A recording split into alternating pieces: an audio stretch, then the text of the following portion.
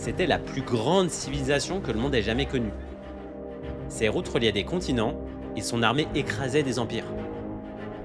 Mais ce n'est pas une armée barbare qui l'a vaincue. Rome n'a pas été renversée par une épée.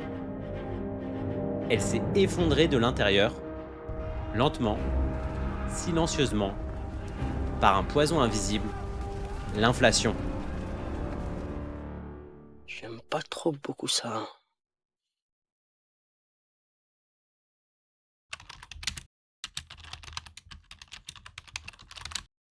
On parle souvent des barbares, du christianisme ou de la décadence morale. Mais personne ne dit que l'économie de Rome s'est effondrée bien avant son armée. Au 1er siècle, l'empereur Auguste gouverne un empire florissant. Le denier d'argent circule de la Gaule à la Syrie. Le commerce est fluide, les routes sont sûres, les impôts faibles. L'ordre règne. Est-ce que les monnaies nous disent des choses que les textes ne nous disent pas ? Écoutez, le problème, c'est que les textes ne nous disent rien. Enfin, le problème des textes anciens, si on regarde ça avec un tout petit peu de distance, c'est que nous n'avons quasiment rien des textes antiques. Le denier d'argent, c'est plus qu'une pièce. C'est un contrat de confiance. L'État promet que la pièce vaut ce qu'elle pèse, et pendant 2 siècles, les Romains y croient. Mais cette stabilité, elle cache un équilibre fragile. L'économie romaine repose sur les conquêtes. L'Empire finance ses dépenses avec l'or acquis lors de ces dernières. Si vis pacem parabellum, qui veut la paix prépare la guerre. Au IIe siècle, les dépenses publiques explosent. La monnaie sert à financer les guerres, les mercenaires, le développement du territoire et les jeux. La monnaie à Rome, elle est faite pour payer les soldats, d'abord et avant tout. C'est un enjeu fondamental.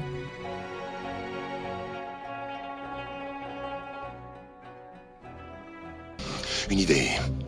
Il me faut une idée. Ça y est, j'ai trouvé. Les empereurs ont alors trouvé une solution simple. Faire plus de pièces avec moins d'argent. En fait, ils ont commencé à tricher.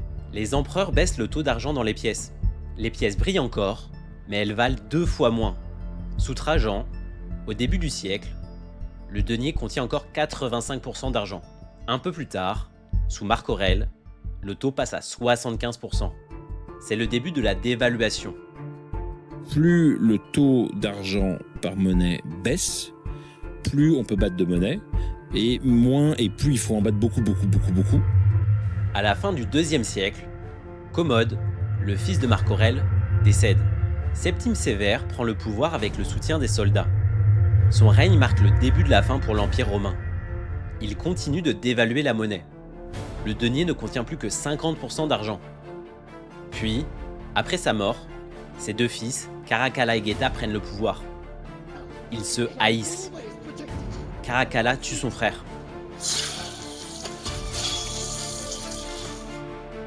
Il augmente le salaire des soldats de 50% et accélère la dévaluation.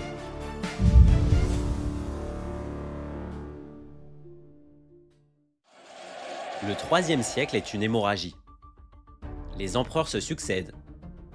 26 empereurs en 50 ans. La plupart sont assassinés.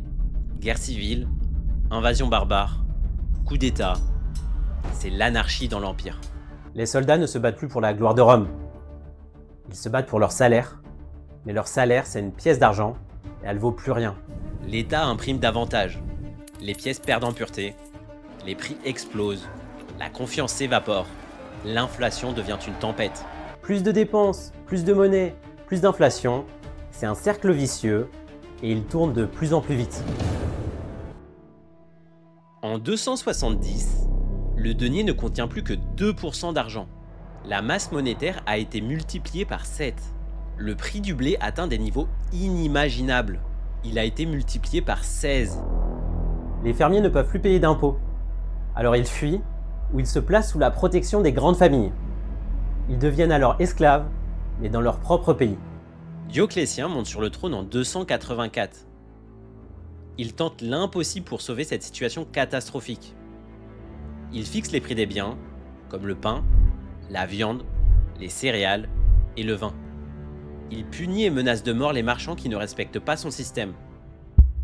Une des raisons qui explique la difficulté agricole de l'époque, c'est la concurrence avec l'agriculture sicilienne, africaine, égyptienne. En fait, les petits propriétaires terriens qui faisaient la gloire de Rome sont venus grossir les rangs de la plèbe urbaine qui vivait de la distribution gratuite de pain et des jeux. D'où la célèbre expression « du pain et des jeux ». Du pain et des jeux. C'était tout ce dont un empereur avait besoin pour diriger le peuple romain. Les jeux étaient l'opium du peuple à l'époque romaine.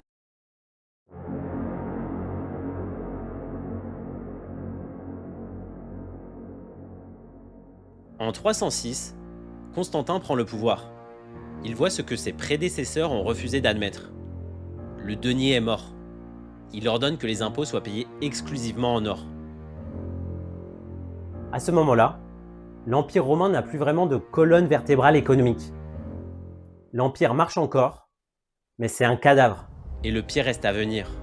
Plus tard dans le siècle, un empereur viendra encourager le peuple à renoncer à sa liberté, à se soumettre à des propriétaires terriens. Une servitude volontaire. C'est le signe ultime. Rome a abandonné les principes mêmes de la bonne gouvernance. Rome glisse lentement vers la mort. En 476, un chef barbare, Odoacré, dépose le dernier empereur romain d'Occident. Mais Rome était déjà tombée depuis longtemps. Pas sous le coup des épées, mais par la perte de confiance. Quand la monnaie meurt, la société meurt avec elle.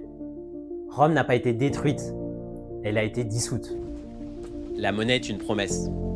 Et quand cette promesse est trahie, même un empire éternel peut disparaître.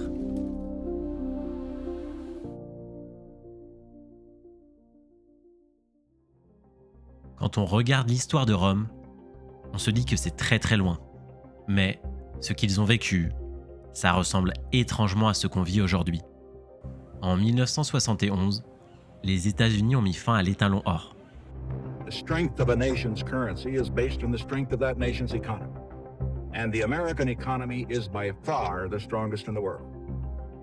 Accordingly, I have directed the Secretary of the Treasury to take the action necessary to defend the dollar against the speculators. I have directed Secretary Connally to suspend temporarily the convertibility of the dollar into gold or other reserve assets, except in amounts and conditions determined to be in the interest of monetary stability and in the best interest of the United States. Les États et les banques centrales ont donc eu beaucoup plus de liberté pour créer de la monnaie, financer la dette et soutenir la croissance. Mais depuis ce moment-là, tout augmente. Les prix, le coût de la vie, l'immobilier et la dette. Alors, on peut se demander si les salaires nets ont autant augmenté. Est-ce que les politiques d'État sont viables économiquement ? En France, on se pose la question tous les jours. Le logement est devenu hors de prix, le pouvoir d'achat s'effondre, la démographie baisse, la dette est devenue incontrôlable. Et on change de ministre tous les 6 mois, voire tous les mois, comme si ça allait tout régler.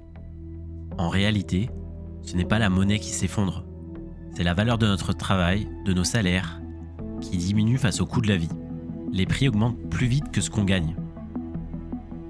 Pourtant, les mécanismes restent les mêmes qu'à la fin de Rome.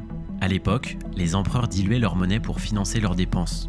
Aujourd'hui, on dilue la valeur de notre richesse à travers la dette et la création monétaire.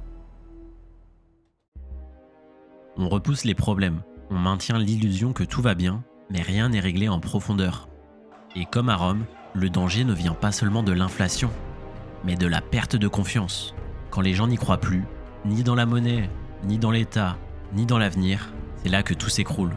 Rome s'est effondrée lentement, sans bruit, et si on continue à répéter les mêmes erreurs, on risque de connaître la même fin.